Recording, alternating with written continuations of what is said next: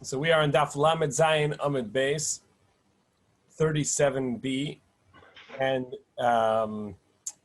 we saw a number of opinions as to whether or not there's Breira or not, whether we say Breira in regards to choosing which side you want the Eruv to take effect retroactively. And the Gemara asks whether Reb Shimon holds that there's Breira even on a Derabanan, and the Gemara says regardless of who, if you hold it, there's Breira both in the Arais and the Derabanan. If there's no Breira, regardless, Arais or Derabanan rabbinically or on a Torah mitzvah. Now, the Gemara offered two other opinions from Rava and Abaye as to why Rabbi Shimon, who it may very well be, would hold that there's Breira everywhere else, and you could therefore set up your Eruv on one side and on the other side, and then later choose which one is the valid one retroactively. But the reason why Rabbi Shimon said that you cannot do that in regards to the tithing, to the Truma and Meiser of a wine that you buy, and that you need to tithe, and you don't have vessels to put into, so you're going to take the teruma and just say, whatever I leave at the end is teruma, and whatever I leave at the end is meiser, etc., and then transfer it onto your coin and drink, and whatever you leave at the end will work. To that, Rabbi Shimon says it doesn't work. One, because be'inan shirah nikaran, you need that it's called rashis. It's something that's the beginning, the top of, and then you take it off, whereas you have to recognize that there's something left. Abaye says that, to which Abaye, sorry? Would it work? I mean, so that's with wine. With anything. But would it be different? Would it be different with pot? With pots, I could say, I deliberately, I know where I could look at the end of the loaf and say, I'm leaving that piece. So you've defined it, but you have to define where that is and where it starts and where it ends. So it would be different. Correct, when I can do it. And that's why Abaye asked the case of somebody who brought two pomegranates, and he said either if it rains, the one on the right is going to be teruma on the one on the left, and if it doesn't rain, the one on the left is going to be teruma on the one on the right. And there, ain't shirah nikaran. You can't tell, you don't know which one is the teruma and which one is not.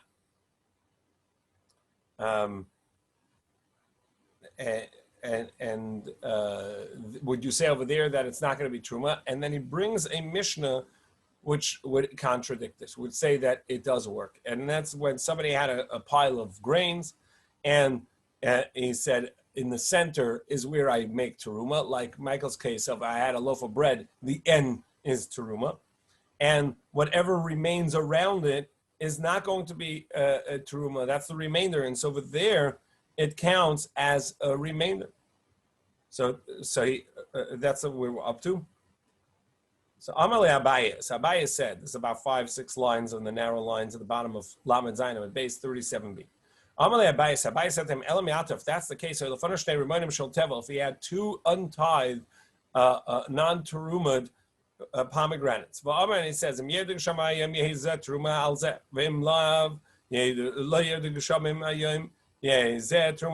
if it rains today, the right one will be teruma for the left, and if not, the left one will be teruma on the right. So hachanami, here too you would say, bein yerdu, bein lo yerdu, the end of our klum, you're going to say it doesn't work regardless of whether it rains or not on account of, because after all, I can't tell which is the remainder of teruma. And if you're going to tell me, yeah, indeed, if you're going to tell me that's the case, Fatanan, we learned truma sakri. Somebody is taking truma of a pile of grain, or the tithes, or if he had already tithed it, it's a pile of that the Levi got of his tithes, and he's going to give off the 10% that the Levi has to give to the Kohen. And he says that's in the center. Reb Shimon says that it does work. Over there, you can recognize the rest of the grain towards the inside, as opposed to the inside. Like in Michael's case, a loaf of bread, you can, if you state the end of the loaf is teruma, so as long as you know where that is, so you say, okay, so that's the end of the loaf, meaning the rest of the loaf is the shireh nikarim, the remainder recognized. Or we could say that the reason that Rabbi Shimon does not accept the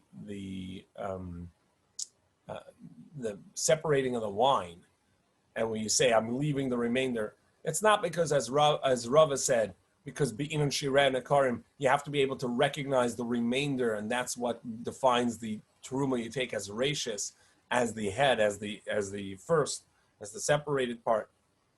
Maybe the reason is something else, not because you need shireh nekarim, you have to recognize the other part, but rather Amru le Rabbi Meir, as we learned that the reason is, as Rabbi Meir said, they said to Rabbi Meir, you're not concerned that maybe this barrel, this jug, is going to split and you're going to lose the wine, and if you lose the wine, then you have not you never took the tithe, you never took the meiser, the teruma, and you've been drinking all along without actually having taken the tithe. Menim says that so retroactively you find that what you drank was prohibited because you never tithe. All right, I'll worry about that if it breaks. Why would you worry that it breaks? You don't have to concern for that. Okay, what about in the first interpretation that says that the reason Rabbi Shimon is strict because you need shireh and nikarim, you need the remainder recognizable. What was Rabbi Meir's response? And what did they say to him? So this is what they said to Rabbi Meir. According to us, we need that you should at least leave the remainder. You have to be able to recognize the remainder. And over here, you're not making that split at all because it's all in the mixture, in the jug. However, but even you, Rabbi Meir, who are not concerned with that, but Shemi Bakanoid, why are you not concerned that maybe that the jar, this jug, this barrel will break?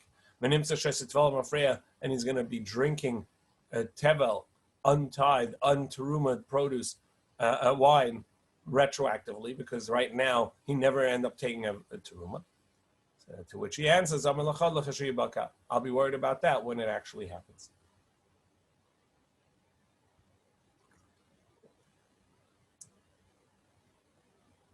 The next Mishnah deals with a concept of 2 days of Kodesh. When you have 2 days of Kodesh back to back, either Friday is Yontif going into Shabbos, or Sunday is Yontif right after Shabbos, and you made an Eruv for one, does it count for the next day or not?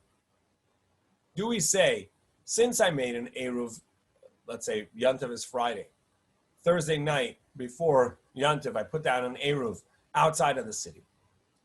Now, I want to travel on Yontif. I want to walk on Yontif. I go to the next city. I want to come back. Does that Eruv for sure took effect because I did it before Yontif? Does that also define my space for Shabbos the next day? And it has both a stringency and a leniency. It would be strict if it does. That means that I can't leave the city on the other side. If I put the Eruv out before Yontif on the east side, and I want to be able to travel on Shabbos, I want to be able to walk to the west side, I'm not able to do it. I can't even leave my city because it's 2,000 amma out there is my space. So this is the border, this is the end, the last bit of my space. Or do we say that, no, each day is a separate day. And therefore, I put the Eruv out on Thursday night before Friday for Yontif. Yontif, I could go and put an Eruv out on the other side, and that will define my space for the next day. Now, everybody will agree. If I didn't make any Eruv before Yontif on Thursday afternoon, so my city is defined as my space, I can't then on Yontif go and start making an Eruv for the next day, for Shabbos, because that's going to be mechin. I'm going to be preparing from Shabbos to Yontif, and that's prohibited. So everybody agrees with that. But if I already before the first Kedusha, before Yantiv, uprooted my living space out into an Eruv space, so then the question is, can I make the Eruv differently on the next day? Maybe just not have an Eruv, so my city is my space, and therefore I could go 2,000 Amma on either way. Or I can actually make an Eruv on the other side for the next day. And there's a machlokas in the Rishonim whether I have to use the same bread or not. But either way, the idea is that since I already uprooted my space and I made myself an Eruv out of the city before Yantif, when Yantif comes and I want to make an Eruv on the other side for Shabbos, can I or can I not? So Rabbi Eliezer Omer, and this is the halacha, Rabbi Eliezer Omer, Yantif asamach l'Shabbos. Yantif that comes immediately prior or immediately after Shabbos, before or after. A person can make two separate Eruvs. In other words, Shabbos and Yantif are two separate Kedushas. There's two separate space holinesses, and therefore I can make a space for one. My space for the first Kedusha, whether it's Yantif or Shabbos, is going to be out in the east side, 2,000 Amma out of the city, and so the city is included in that space, and I can go a total of 4,000 Amma outside of the city on the east. And for the next day, my Eruv is going to be on the other side, and I can travel 4,000 Amma on that side, and that's going to be fine. So therefore he says, my Eruv on the first day is to the east, and the second day is to the west. Vice versa. I have an Eruv on the first day and on the second day. It's like I'm a city dweller, like I never had an Eruv to begin with. Or I can make an Eruv on the second prior to the first Kedusha day. I can make an Eruv for the second day, but saying that the first day I want to actually be in the city. However, the Chachamim say, you can either make your Eruv for the entirety of Yantiv and Shabbos on one side, or no Eruv at all. You make it for both days, or you don't make it at all. And the Gemara is going to say this is exactly the same thing. So what do? You take the Eruv out there on the first day, meaning prior to the first, so in our scenario, Thursday afternoon prior to Thursday night, you go out there and you bring your bread, and you wait there until the end of till Yantif comes in, and then you bring it back in, and you bring it back in, and it has to be the same Eruv for the next day, according to them, because after all, it's all one Kedusha. The second day he can bring it out there again, and then he'll eat it. So this way he gains that he can go, and he can also eat this bread. However, if the Eruv was eaten already on the first day, meaning Friday afternoon, somebody ate that loaf of bread, by the time Shabbos comes, there's no Eruv out there. Eruv l'rishon, the Eruv worked for the first day. Ve'ein Eruv l'sheni, and it doesn't work for the second day. Amar lahem Rabbi Eliezer, so Rabbi Eliezer says, wait, if you say the Eruv worked for the first day and not for the second day, so you're telling me that it's two separate Kedushas. I need an Eruv for the second day. If I need an Eruv for the second day, so then you're admitting to me that they're two separate Kedushas and the Eruv of the first day doesn't work for the second. So then I should be able to make a separate Eruv somewhere else. And the Gemara is going to answer this question. So the Ruach Achas, the Chachamim disagreed with Rabbi Eliezer, and they say to him, no, you have to make an Eruv on one side or not make an Eruv at all. L'ruach achas ma'niyu l'shnei yamim, meaning you would make it on the one side, and that would be your space for both days, Yantif and Shabbos. L'shnei yamim ma'niyu, and then they say also you have to make it for 2 days or not at all. What does that mean? 2 days in one spot. L'shnei yamim ma'niyu l'ruach achas. Hainu kamaisa. That's exactly the same statement. What are they repeating? This is what they're saying to Rabbi Eliezer. You admit to me, you cannot make an Eruv for half of Shabbos. I'm defining my space on the south, and half of the Shabbos, I'm defining my space in the north. You can't do that. Your space that is defined at the onset of Shabbos is your space for the entirety of Shabbos. Amar lehen, to which Rabbi Meir responds to them. Rabbi Shimon responds to them. Rabbi Eliezer argued to them that you can't split Shabbos, and the Chachamim respond to Rabbi Eliezer and say it's not the north, it's not the south. You're right. Amar lehen, so Rabbi Eliezer says to them, Aval kashem she'em ma'arvin liyam echad. Aval, it's true. So they say, kashem she'em ma'arvin liyam echad chetzi l'dor v'chetzi l'tzelf, and just as you cannot split half the day in the north and half the day in the south, so too, you cannot split 2 days of Kedusha, one on the east and one on the west. Again, the Chachamim are arguing to Rabbi Eliezer, it's all one. It's all one Kedusha. And just like one day cannot be split half north and half south, so too, you cannot split 2 days of Yantiv, or 2 days of Kedusha, of Shabbos and Yantiv. That's also like one big day. Rabbi Eliezer says, how can you compare them? Hasam Kedusha Achas. There it's actually one Kedusha. At the onset of that day, it defines that entirety of the day. It's one solid Kedusha. Hacha, base Kedushas. But over here, Shabbos and Yantiv and Shabbos, they're two separate Kedushas. Amar lehen Rabbi Eliezer, and you have to admit that. Rabbi Eliezer says, don't you admit? That means the first day of Yantiv, he never put out a bread. He just happened to be.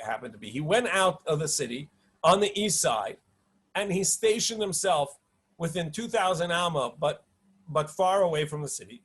And that's going to define his space outside of the city for Shabbos.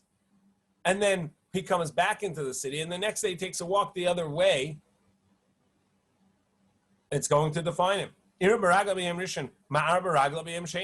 can then make an Eruv differently on the other side for the next day. You also admitted to me in the Mishnah, you said, that if his Eruv got eaten on the first day, he no longer has an Eruv on the second day, and he cannot go out on that side. Amr La'aval, they said, yes, we agree to that. So he said, so from this we can see, you also agree it's two separate Kedushas. Yantif and Shabbos that comes afterwards are two separate days, two separate Kedushas. And therefore, when I make an Eruv on Thursday and it's there for Friday night, that defines my space for the Yantif. And then I can redefine my space for Shabbos for the next day because they're two separate Kedushas. They're separate days. So is the nafkamin at Rosh Hashanah? Right. The case is all Shabbos and Yantif, or Yantif and Shabbos. You're asking, well, what about 2 days of Yantif or 2 days of Rosh Hashanah, which are considered Kedusha Achas? Would Rabbi Eliezer agree or not? Our Gemara doesn't talk about that. The Rishonim and Achronim talk about that. Our Gemara specifically is talking about Shabbos and Yantif because that everybody agrees, not everybody agrees, but that for sure are two separate days. They're not really connected with each other. And yet the Chachamim are going to say, maybe it's one Kedusha, to which Rabbi Eliezer says, no, Yantif and Shabbos, two separate things. But 2 days of Yantif of Chutz La'aretz, or Yantif of Rosh Hashanah everywhere, where it's two separate days, that may be different. In any case, so Rabbi Eliezer said to the Chachamim, don't you agree that if I made an Eruv on Thursday night for the Friday Yantif, and it took effect, and so that means on the east side of the city was my space for Yantif, and then my Eruv is eaten. You say, I can't continue traveling there on Shabbos, meaning Shabbos is a separate Kedusha from the Yantif that was prior to it. Well, if that's the case, so then I should be able to redefine my space for Shabbos. And I can make an Eruv on the east for Yantiv, for the Friday. And Friday before sunset, I'm going to make myself an Eruv on the west, or north, or south, or just cancel the Eruv and be a part of the city. And it'll work because each day is a separate Kedusha. V'Rabbanan. So the Rabbanan, how did the Rabbanan respond? After all, Rabbi Eliezer is making a good argument. He says, look, you agree that it's a separate day. Rabbanan Safuki Masabkilu. So the Gemara actually don't know how to define this. They're not sure, is it defined as one Kedusha? Because after all, both of them are a moed, both of them are sanctified as a rest time for Hashem. Yantiv and Shabbos, two separate concepts of that rest time, but it's all one Kedusha in the concept of moed l'Hashem. It's a set time for Hashem, and therefore the eruv you made, the space you defined for the first one is going to define the second one as well. Or do I say no? One is Yantiv, one is Shabbos, and where you define your space for one will not necessarily define the space for the other. So I have we don't know which way to go, but therefore. So you have to be strict on either side. You can only, maybe the Eruv is going to define your space for both days. And therefore on the second day, you cannot leave the west side of the city because maybe the Eruv from the first day on the east defines you. But also you can't go beyond the 2000 Amma on the second day, because maybe the Eruv of the first day does not define for the second day, and so you can't. So you're stuck, and this is the Chamar Gamal that we saw. You're stuck. You have to be strict on either side, according to the Chachamim, because they don't know whether or not it's one kedusha or two separate days. Amar Leila Rabbi Eliezer. It said to Rabbi Eliezer, you have to agree that you may not make that it may be one long kedusha, because after all, you can't start your eruv on Yantiv. Yantiv is Friday. I didn't make an eruv on Thursday for Yantiv, and now it's it's Friday and the Shabbos. I want to go for a walk on the other side of the city for a distance. I want to put out an eruv on Yantiv to work for Shabbos. You're not allowed to do it. So you see that it's one long kedusha because you have to make it before Yantiv. Amar Lehen said to them, Aval, it's true. So isn't that proof that it's all one kedusha? Rabbi Eliezer says no comparison. Hasa mishum achana. There it's not on account of you had to have made the eruv before Thursday before Yantiv in order for it to work for Shabbos. The reason is you're not allowed to prepare on Yantiv for Shabbos, as we'll see on Amid Beis. The Gemara has a pasuk. Tosfos over here says it's a d'oraisa prohibition to prepare from Yantiv to Shabbos.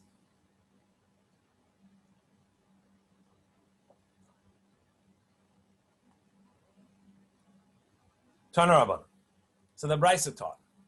Irev beragla b'yom rishon, ma'ar beragla b'yom sheni.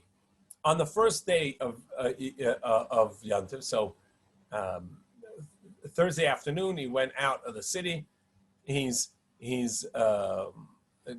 set his space, let's say 2,000 amma on the east of the city. That's the max he's allowed to go for Shabbos anyhow. And then he comes back in to town for Yantiv. And then he takes a walk in another direction, and that's going to define his space for the second day, which is for Shabbos.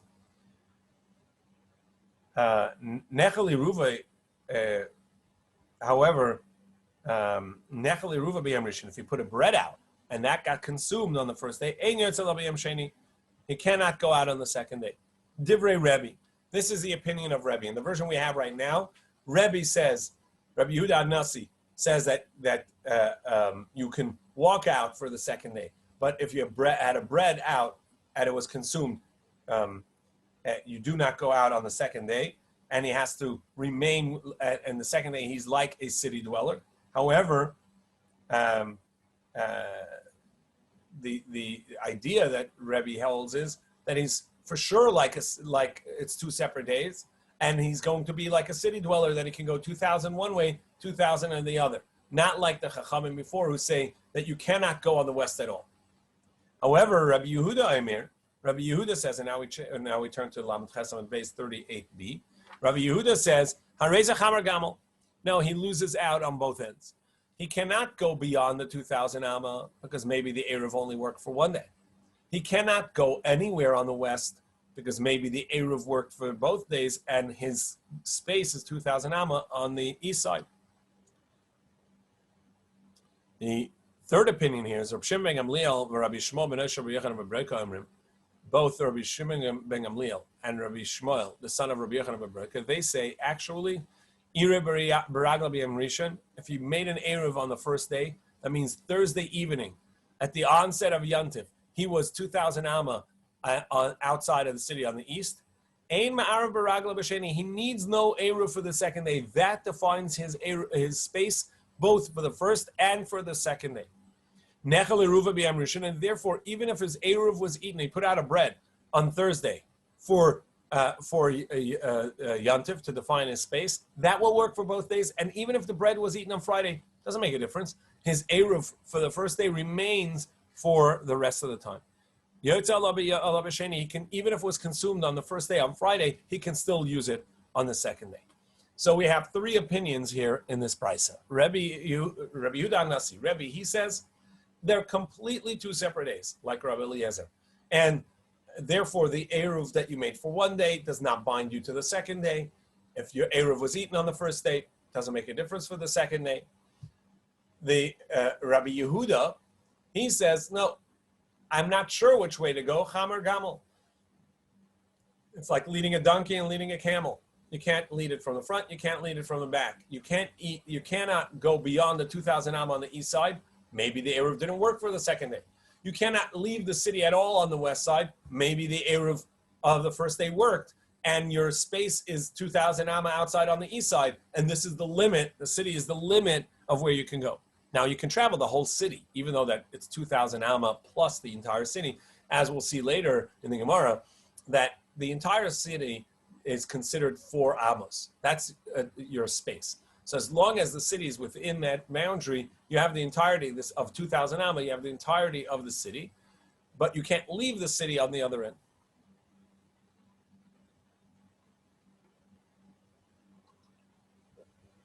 Amar Rav. So Rav said, Halacha dalad kenim alalu. The halacha is like these 4 elders, Rabbi Eliezer, and they all concur with Rabbi Eliezer that it is for sure 2 separate days, the Shabbos and the Yantiv after it, or the Yantiv and the Shabbos after it, 2 separate days. The Eruv you made for one does not work for the other, and it doesn't bind you.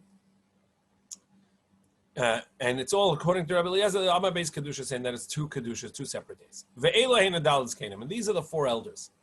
Rabbi Shimon ben Gamliel, Rabbi Shmuel ben Moshe Rabbi Yochanan ben Breka, which, by the way, in our version of the brisa before, said absolutely the other way, that it is entirely one.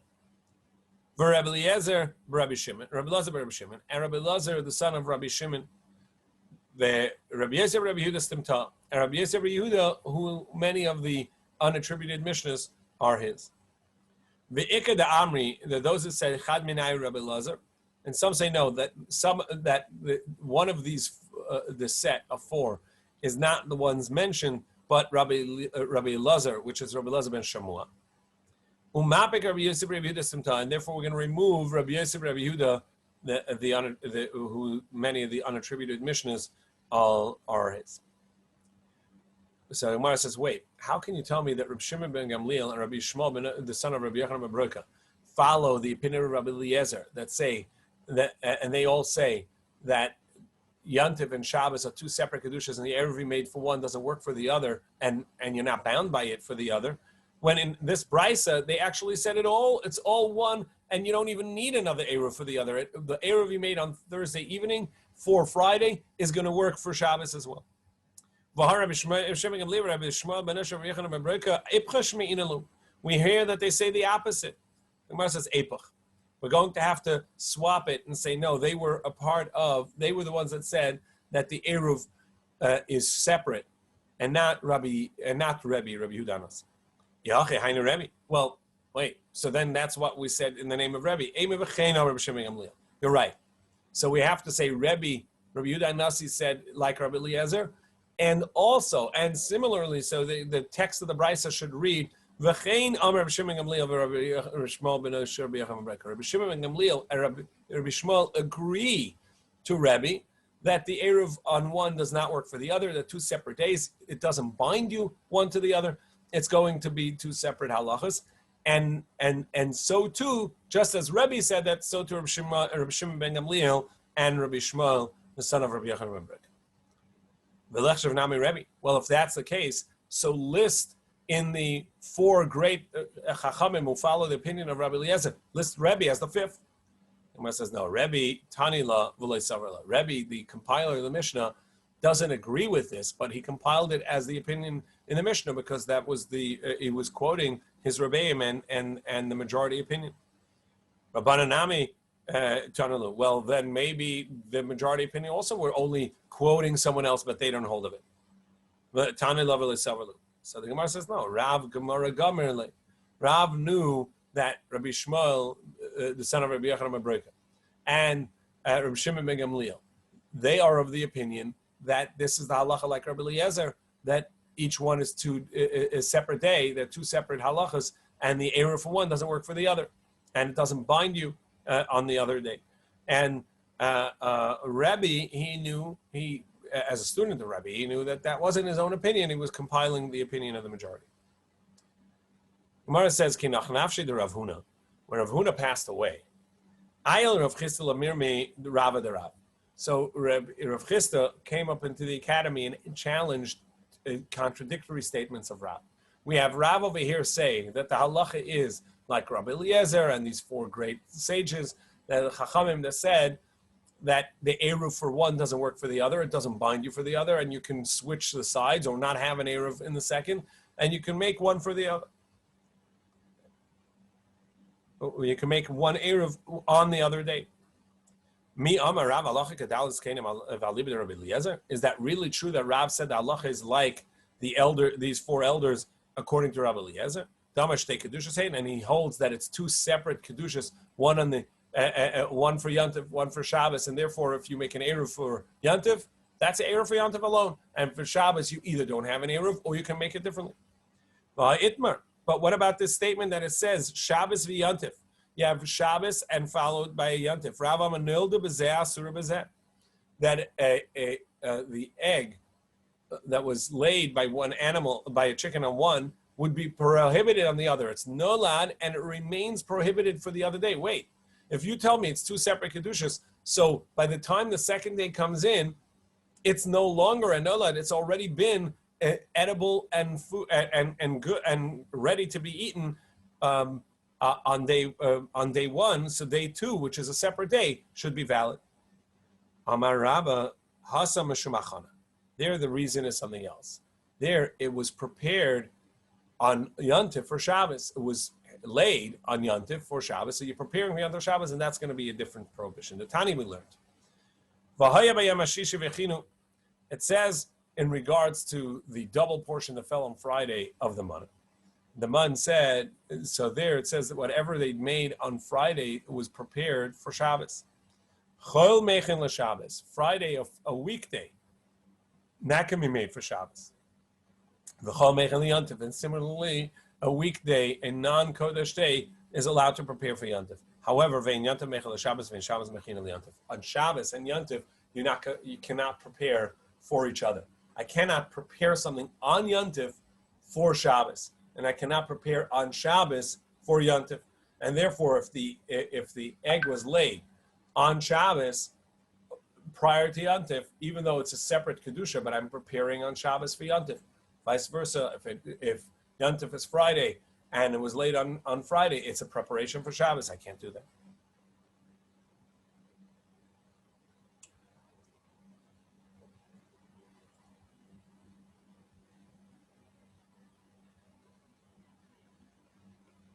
Amalei Abaya. So Abaya challenged. What about this that we learned? So what do you do in preparing an eruv on either side?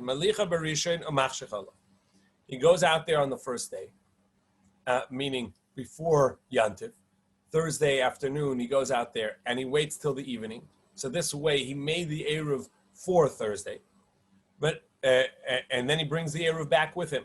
He brings the bread back in. And then he comes back on the second day with the bread.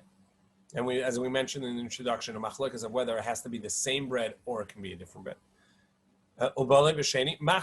And then again, he's there with bread and waits for the evening to come. And then on Shabbos, on the second day, he's allowed to eat it. and he can come back in, and this way he's defined his eruv for both days. So now, how does he bring this bread out and set the eruv on Yontif for Shabbos? He's preparing from Yontif for Shabbos by bringing the bread out there on Friday for Shabbos. And when does the eruv take effect? You have to put it down right before sunset and at the onset of Shabbos. That's when the eruv takes effect. So you're essentially still in Yontif when you're preparing for Shabbos. So Rabbi said, you think that it's the end of Friday, the onset of Shabbos that makes the eruv? No, it's at the end of sunset, the end of twilight. That's when the eruv comes in. At that point, it's already Shabbos even beforehand. The Gemara says, what are you talking about? Just a day ago, at the question of somebody who had this is a Lamed Vav, just at the turn of the page, 36a to b, where we had the question about somebody who had designated something to become edible on Shabbos, so it was prohibited before Shabbos, and he said, I want this to take effect, the Kedusha to take effect on Shabbos, and it won't be a good Eruv. So why is it not a good Eruv? And the Gemara said, because what moment does the Eruv take effect? The Eruv takes effect at the end of Friday, going into Shabbos, meaning at sunset. When is the next day and my designation of the kedusha, of the teruma, whatever it may be? When does that take effect? When at the end of twilight, when it's for sure Shabbos. So the Gemara earlier said the reason I can't make these jugs of oil of wine that I separated and it's taking effect on Shabbos, well, I can't make an Eruv out of that, was because the Eruv takes effect at the beginning of twilight, at sunset, and the Kedusha of this Teruma is only going to take effect at the end of twilight, at the onset of Shabbos proper, meaning when it's for sure Shabbos. And here you're telling me that no, the reason I can do it on Yontif for Shabbos is because actually the Eruv is only taking effect at the end of twilight. Which one is it? And not the way the Gemara asks it, why, if you're right, so then why over there does the Eruv not work? Rabbah, how can you say that the Eruv takes effect only at the end of Bein HaShmashas, at the end of twilight? Elamiyati, Arvu Belagin. So let him use this jug of wine for Eruv. He says, no, the reason I stick with it. Really, the Eruv takes effect at the end of twilight. Not like the Gemara said earlier.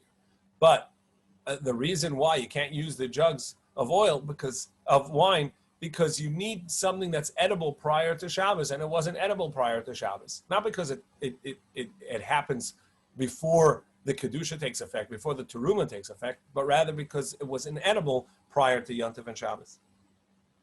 Eloha the Tanan, well, what about this? Rabbi Eliezer Omer, we learned, Rabbi Eliezer says, Yontif hasamach l'Shabbos. When Yontif is close to Shabbos, this is the case we're talking about, and Rabbah says that you're not allowed to prepare from one to the other, and the Eruv only takes effect at the end of twilight, in the Bein HaShmashas. Well, what about Rabbi Eliezer's case? Rabbi Eliezer Omer, Yontif hasamach l'Shabbos. Yontif that's close to Shabbos. Bein l'fanei, bein l'acharei, regardless of whether it's before or after Shabbos, meaning Yontif is Friday or Yontif is Sunday. Ma'arav adam shtei Eruvin, you can make two separate Eruvs, meaning you can just find your space for Thursday night, Friday in one place, and for Friday night Shabbos in another place. Now, how can it be? But it has to be that the food is edible before the end of the day, veleka, and you don't have that because you can't get there. You sent out the Eruv. How are you going to make the Eruv on the west side for the second day? Meaning, we know that if I made my Eruv on Thursday night for the first day of Yontif, 2,000 Amma outside of the city on the east, I can't get to the west because I'm not allowed out of the city there. So how am I doing this? I made the Eruv on the east side before Yontif, Thursday afternoon. I put an Eruv out on the east side of the city, 2,000 Amma out.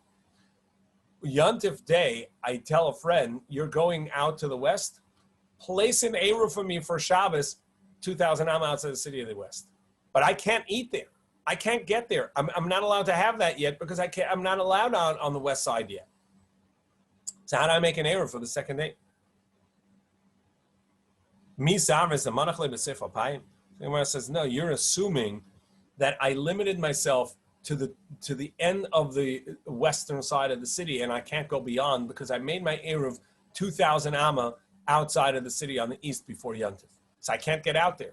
Actually, that's not the case. Rabbi Eliezer's case is going to be that I made my Eruv 1,000 amma outside of the city on the east. Why would I do that? Because the next town that I want to go to is only 3,000 amma. So if I make my Eruv 1,000 amma outside of the city, I'm allowed 2,000 amma beyond that. So it's sufficient for me to have the Eruv 1,000 amma out to the to the east.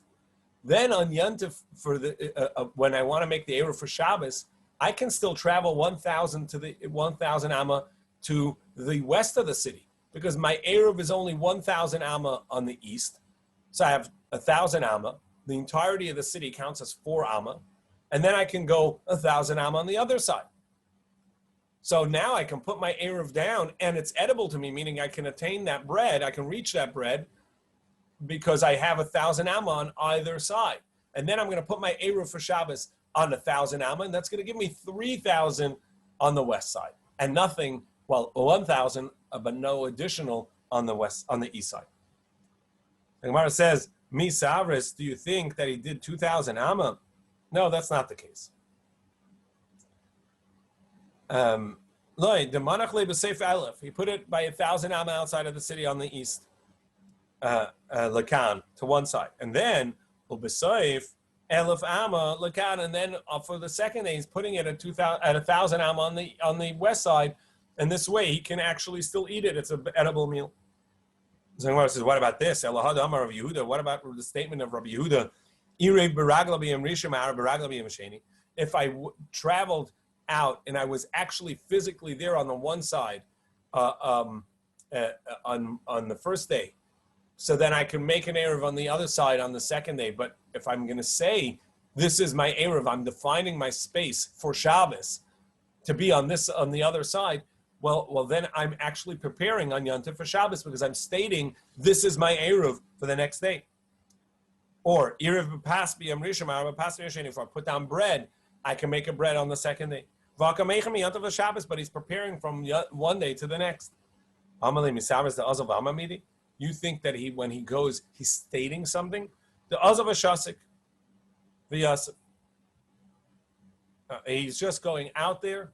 He's silent. But the fact that he's at that space and intends for it to be his space for Shabbos, that's sufficient to make it an Eruv. And therefore, it doesn't look like he's preparing from one to the other because he happens to be there, but he's not actually saying anything. And that at this point, the Gemara is going to say, well, if he does, even though that it effectively is preparing from Shabbos, from Yontif to Shabbos or vice versa, but he isn't actually saying anything, so it doesn't count as doing it. Come on, Rabbi Yochanan Nuri. This is like Rabbi Yochanan Nuri, the Amar Heftzei Hefker Koinem Shvisa. The question is, we'll see later in the Gemara, if somebody is asleep outside of the city, does that define his space for Shabbos? The wording of the Gemara is, if something's Hefker, if something's ownerless, does that define my space for Shabbos? Of course not. It has to be my bread out there. Hefker bread is not going to count as an Eruv. Well, then if this person's asleep, that's sort of like Hefker. He's totally unaware. It's ownerless. He is not aware of his own space, really. Does that define his space for Shabbos? So Rabbi Yochanan Nuri says yes, but the Chachamim say no. So wouldn't you say that over here also being silent, not saying this is my space for Shabbos, is only according to Rabbi Yochanan Nuri, but the Rabbanan would disagree. And therefore, we're going to have to say that this is only according to that, because you can't say, you're saying you're not allowed to say on Yontif, my being here is an Eruv for Shabbos, and that's like being asleep. The Gemara says no, it's not the same at all. Over there, he's asleep, he's unaware. He can't speak even if he wanted to. But if somebody's awake, The Baila Meimar Matzi Amar, if he wants to state, this is my space for Shabbos, meaning therefore he's consciously deciding it's his space. Afagav the Lei Amar, even if he didn't say it. Commanda Amar Dami, it's as if he said it, and therefore it's going to be a valid Eruv, and it's not considered preparing from Shabbos to Yom, or vice versa.